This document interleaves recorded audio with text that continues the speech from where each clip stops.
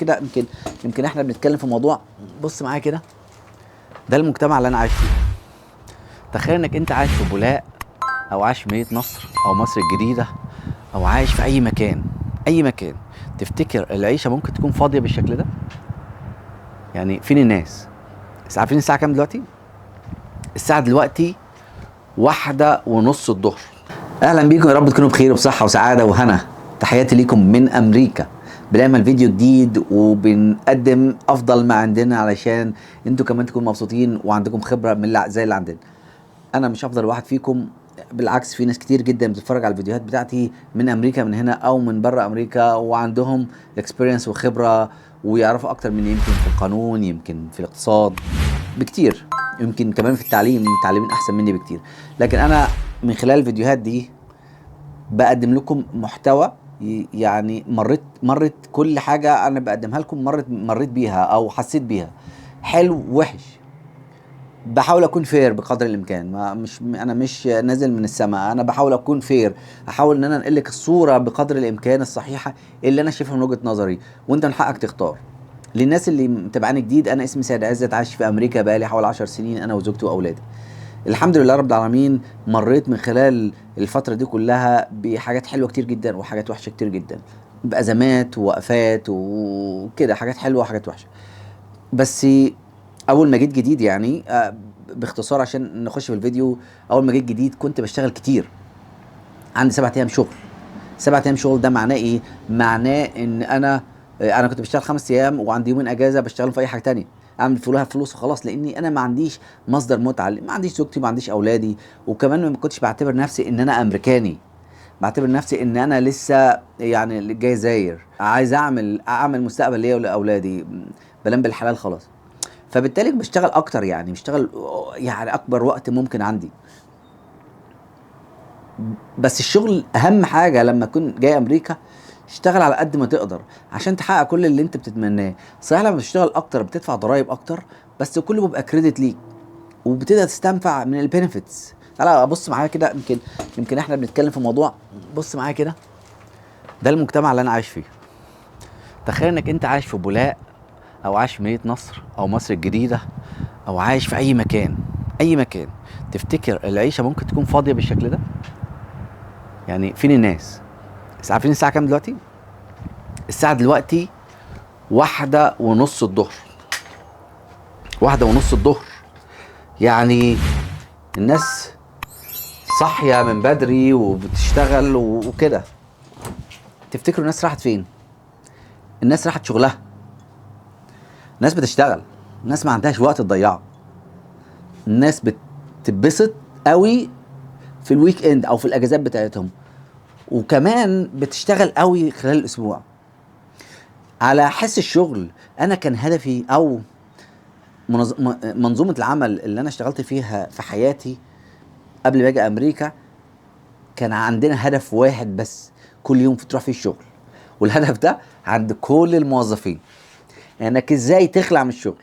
والله ازاي تسيب شغلك وتمشي، ازاي تستأذن تقرب من المدير، ازاي تبلغ مرضي، ازاي تبقى تعبان، ازاي عندي ظروف، ازاي تكذب، ايا كان. عارفين ليه؟ منظومة العمل نفسها، ده من وجهة نظري البحتة يعني. منظومة العمل نفسها ايه اللي خلى الناس هنا في امريكا، او اغلبية الناس هنا في امريكا. انا بشتغل دلوقتي في الشغل بتاعي، عندي ناس بيسابقوا يشتغلوا اكتر واكتر واكتر، وانا بسابق اشتغل عدد ساعات اكتر، لاني كل ما اشتغل عدد ساعات اكتر كل ما تاخد مقابل بتاعها.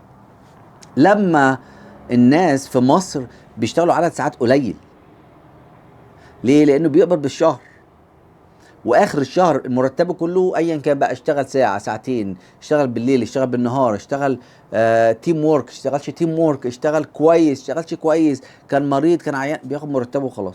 طبعا ده حاجه من وجهة نظر منظمة العمل حلوة، يعني اكيد هم شايفين افضل مني، لكن منظومة العمل هنا بتشجعك على انك ما تبقاش كسلان. منظومة العمل بتديك حافز انك ما تشتغل اكتر، تنتج اكتر، تاخد فلوس اكتر. كمان المديرين هنا ما بياخدوش اجر زي اللي اقل منهم، يعني لو عامل بيشتغل بايده ساعته بتبقى افضل من المدير بتاعه. فاغلبيه منظومه العمل هنا كل ما تدي اكتر كل ما تاخد اكتر. انا بتكلم على ساعات العمل بصفه عامه يعني. تعالى بقى نتكلم في نقطه الاكسبيرينس بتاعتي. اول ما زوجتي واولادي قرروا ان هم خلاص الحمد لله ورقهم خلص وقرروا ان هم يجوا خلاص، رؤيتي للعمل اختلفت. بقيتش اشتغل زي الاول بعدد ساعات عمل كتير، لان لازم اوفر ولو يومين في الاسبوع لاولادي علشان خاطر اقدر اقضي وقت معاهم. وده كان من وجهة نظري ان افضل شيء انك انت العيله برضو انك تخرجهم، تعمل ميموريز او تعمل ذكريات مع اولادك، تخرجهم تفسحهم خاصه في السن ده. وده افضل شيء انك انت تعمله مع اولادك. المهم اول ما جم هنا انا كنت منتظم باستمرار، بعمل فيديوهات كل كام يوم، يعني فيديوهات باستمرار وكنت الدنيا كانت تمام لان كنت لوحدي ما عنديش غير فيديوهات وشغل. لكن اول ما جم بقى الموضوع مختلف. نبدا بقى من اول الطياره. من اول ما ركبنا الطياره من مصر وكنا فرحانين جدا وحطينا شنطنا وقعدنا واستريحنا، نزلنا اسطنبول، لان كنت واخدين تركيا. وانا في اسطنبول الفرق ما بين الطياره الاولى والطياره الثانيه كانت ساعه واحده بس. وطبعا انا كنت بالنسبه لي شايف ان ده مناسب، ساعه واحده كويس، اقدر اروح بين الطيارتين عادي، وده هيناسبني. انا عملتها قبل كده كتير بس كنت لوحدي. لكن انت لو جاي امريكا او مسافر معاك اسره خاصه باولاد ما ينفعش الكلام ده. المينيمم يكون 4 ساعات عشان تقدر تتحرك براحتك، تشرب قهوه، تقعد هنا، تقعد يعني تبقى على راحتك. المهم انا كان في ساعه واحده بس، شلت بنتي الصغيره على كتفي وابني ماسك في ايدي وابن التاني ماسك في ايد زوجتي وبنجري في المطار. ضيعنا التذاكر اللي هي بتاعت الكونكشن وعبال ما رحنا عند الجيت بتاعتنا لحقنا على اخر لحظه. كان لازم نجري، المطار كبير جدا، المطار الجديد ده في اسطنبول كبير جدا. وصلنا هناك. الموظفين في اسطنبول كده شويه رود، يعني عندهم اتيتيود كده مش كويس يعني. الطيران نفسه عليه خدمه ممتازه، مساحه الطياره كويسه، سعرها ممتاز جدا. انا بحب خدمه الطيران التركيه ودي مش دعايه يعني. لكن المطار نفسه بالناس اللي في المطار، بالشعب التركي اللي بيديك سيرفيس في المطار، سيئين جدا، خاصة لما بيمسكوا سلطة، يعني يوقفك في طابور، يكلمك بشكل غير لائق، الكلام ده كله. وقفنا في اللاين، الحمد لله وصلنا واديناهم الباسبورتات بتاعت زوجتي واولادي. انا كان معايا باسبور امريكي، راح حاططني على جنب وهم وقفوا في طابور تاني خالص. بنتي قعدت تعيط لان زوجتي اتاخرت شويه عنها، دي اختلفت في الدور يعني. وبعدين ما عندهمش، هم برضه مش يساعدونا ولا حاجه، لا يعني كان الموضوع فيه شويه قله ذوق يعني. عدى حوالي نص ساعه والحمد لله عدينا منهم وقعدنا وجابوا لنا بوردر جديد اللي هو البوردر باس جديد، وكان الموضوع عدى يعني. بس يعني ايه، ما كنتش عايز اعمل مشكله ومش عايز ادخل نفسي في مشاكل معاهم، ان هم فعلا قلات الذوق قوي يعني. بعدين ركبنا الحمد لله الطياره ومشينا ووصلنا امريكا. الحمد لله على السلامه.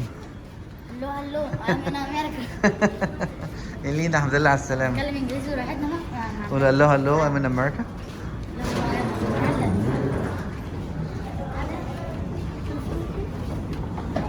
go. جينا في امريكا، في اول موقف صريح هم يتحولوا، هم لهم كيس لوحديهم وانا ليا كيس لوحدي. اول حاجه عملوها خدوهم، لان هم جاي، كنت عامل لم شمل، هم جايين راحوا قابلوا الضابط بتاع الاميجريشن، فقعدوا في مكان تاني خالص غيري. انا عديت على طول وبعدين وقفت ابص عليهم من بعيد، قال لك لا لازم تنزل تحت عند الشنط. فما كانش قدامي حل غير ان انزل، وانا عارف ان زوجتي واولادي ما بيتكلموش انجليزي كويس. فقلت لهم، قالوا ما تقلقش. هم كان معاهم الباك باك، كل واحد معاه الباك باك بتاعته. وبعدين اول حاجه عملوها من الربكه، سابوا واحده من الشنط دي هناك، نسيوها وما جبناهاش.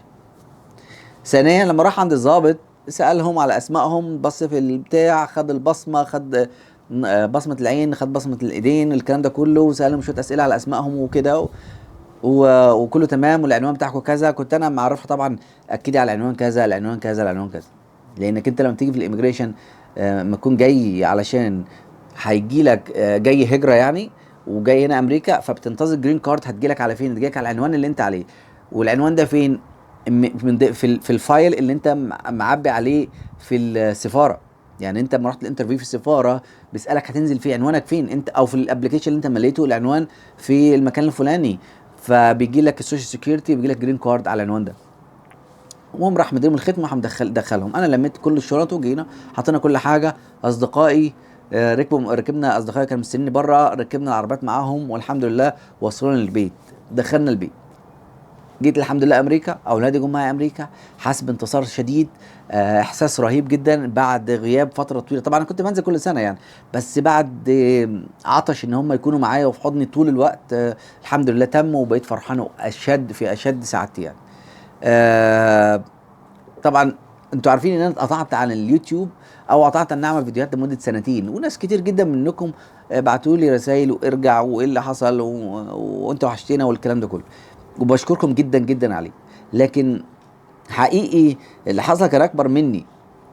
اول حاجه موقف حصل لي ان انا زوجتي كانت حامل. يعني اول ما جت الحمد لله رب العالمين ربنا وفقنا وزوجتي كانت حامل. اول موقف حصل الجنين مات في بطنها، ورحنا المستشفى. طبعا كانش لسه عندهم انشورنس في امريكا هي كل حاجه. رحنا جبت انشورنس، عبال ما جبت انشورنس خد لي يومين ولا 3، وبعدين خدناه ورحنا المستشفى تبع مستشفى عام، فكان في لاين كتير. زوجتي تعبت. طبعا اول مره ما كناش عارفين ان الجن مات، كشفوا عليها وعملوا الاشعه المطلوبه والحاجات ديت، وعرفنا ان هو مات.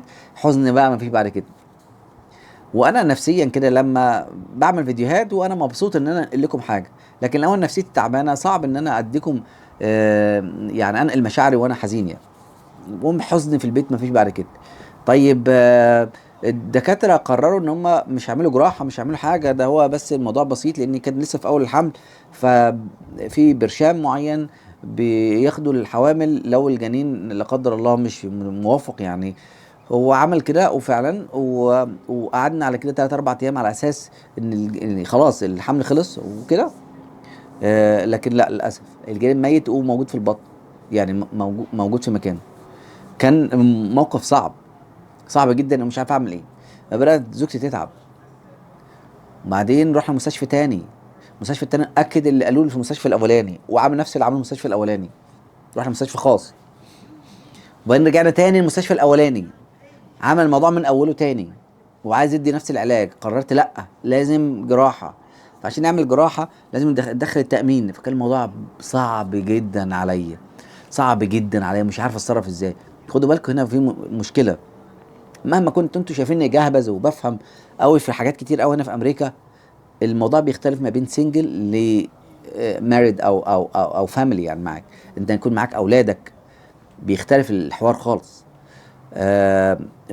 فقوانين جديده واجراءات جديده وورق جديد ونظام اكسبيرينس جديده بتمر من خلالها. فبالتالي انا ما عنديش معلومه. انا عندي معلومه عن نفسي، انا اعمل ايه يعني، اتصرف ازاي، اطلع رخصه لنفسي، اقدم على انشورنس لنفسي، ان انا اعمل فاميلي انشورنس، او ان انا اعمل مش عارف ايه، او انا امر بجراحه معينه. الحمد لله يعني ما حصلش معايا. فده يعني ايه ورقه وايه اجراءاته. كان الموضوع بالنسبه لي مش عارف اوصل لحل فيه. ف جت والحمد لله رب العالمين ربنا وفقنا وعملنا الجراحه والحمد لله تمام، او يعني العمليه والحمد لله تمام، عدت على خير والدنيا بقت كويسه يعني. وعدى عليا اول 6 7 شهور دوت عذاب. تخيلوا عذاب. طبعا الشغل بتاعي ما فيش عندي شغل، لان كنت لسه جاي من مصر، فبالتالي مش عارف حتى انزل شغلي. فمديت الاجازات بتاعتي على قد ما قدرت، والانكم بتاثر.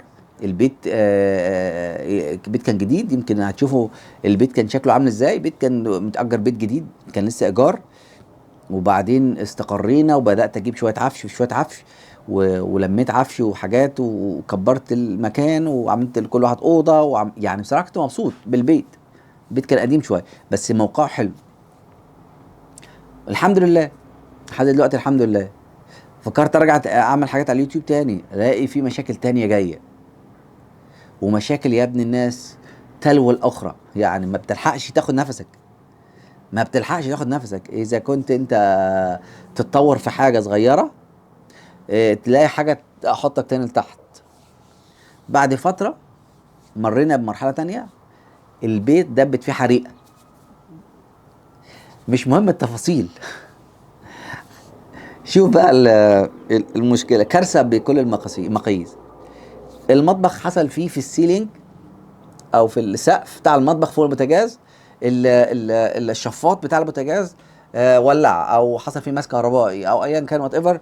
المهم ان حصل حريقه، فحصل الحريقه كانت في السيلينج فوق مش باينه حوالي 3 4 ساعات في نار. انا جيت من الشغل على الساعه 12 بالليل او 11 ونص بالليل.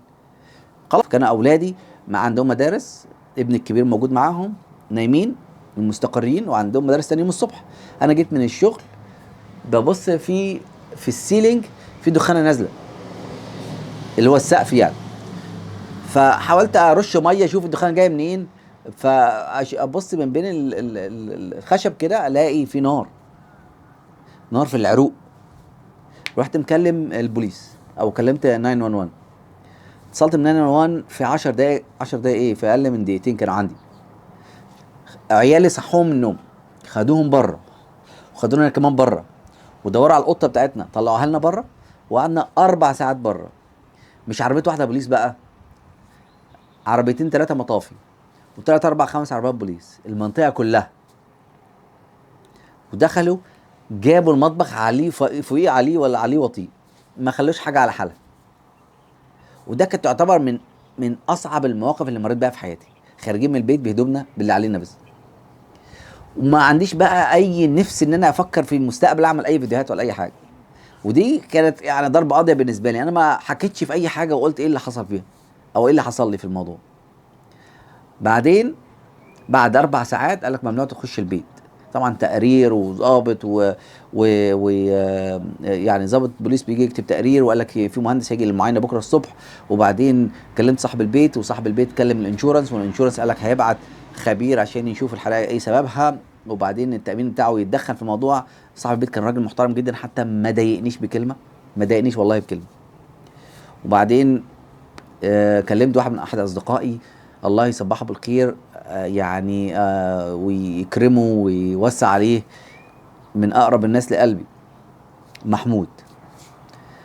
محمود ده بني ادم صديق واخ وحبيب وكل حاجه صراحه.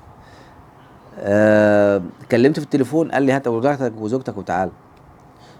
خدنا بعضنا ورحنا على البيت على عنده. قعدنا عنده حوالي 3 4 ايام. 3 4 ايام دول اكتئاب بقى، مفيش مدارس العيال، قاعدين طول الوقت مش عارفين نعمل ايه، مش عارفين نتصرف ازاي، مفيش شغل، الدنيا واقفه. الحمد لله رب العالمين برضو قدرت اتصرف. كلمت صاحب البيت قال ان الانشورنس هيدخل في الموضوع، هيكلموك وهيسالوك اسئله وترد عليهم تقول لهم ايه وايه اللي حصل بالظبط وكده، وان شاء الله تعدي على خير. كلموني بالفعل، حكيت لهم اللي حصل. كلمني البوليس تاني او الضابط المسؤول عن التقرير كلمني تاني، او الشيرف ديبارتمنت يعني. رديت على كل الاسئله اللي عايزين يسالوها، خلاص الموضوع خلص. صاحب البيت قال لي بص هو الموضوع هياخد وقت، الانشورنس هيجي وهيدخل في الموضوع وهيهد المطبخ وهيعمل مطبخ جديد ومش عارف ايه، انت بس نظف البيت وانا هعدي لك الديبوزيت بتاعك تاني. والصراحه كان منتهى الاخلاق والاحترام، هدي لك الديبوزيت بتاعك تاني وهدي لك، والشهر ده هرجعه لك تاني. كان نص الشهر. الراجل راح مرجع لي فعلا نص الشهر، وخلاص انا قررت خلاص. راح باعت لي كمان الديبوزيت بتاعي بالكامل. انضف بعد ما قال لي نضف، قال لي لا سيب كل حاجه زي ما هي عشان برضه الانشورنس يبقى شايف كل حاجه زي ما هي. طبعا المشكله اللي انا واجهتها دي اهمها ان انت يكون لو انت عندك رنت يبقى عندك في حاجه اسمها رنت انشورنس او انشورنس رنتال انشورنس. الرنتال انشورنس ده بيحميك لو حصل حاجه لا قدر الله، اذا كان ميه بقى، غرقان، فيضان، ايا كان دامج، حتى لو كهرباء حصلت قفله في البيت وحرقت لك حاجه، الرنتال انشورنس ده بيحميك انت. بيكلفك في السنه حوالي، كلام فارغ يعني، حوالي 20 10 ولا 15 20 دولار ولا 60 دولار، والله ما انا فاكر يعني، هو رقم بسيط جدا يعني. بيكلفك في الشهر حوالي 6 دولار 7 دولار في الشهر على مده السنه كلها، بياخدوا منك السنه كلها على العقد بتاعك يعني. المهم انا ما كانش عندي الرنتال انشورنس.